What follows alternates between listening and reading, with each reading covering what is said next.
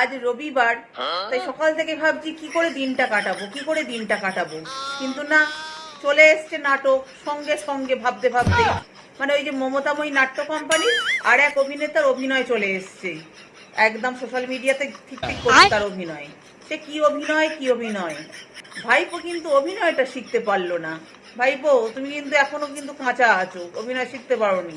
একেই বলে এক্সপিরিয়েন্স। দেখেছো তো, একেবারে টপাস করে লাগলো আর টপাস করে শুয়ে পড়লো। মানে যে ফুলের গায়ে মূর্ছা যায় যেমন, সেরকম ভাবে একদম মূর্ছা গেল। দেখে নিন আপনারাও ভিডিওটা।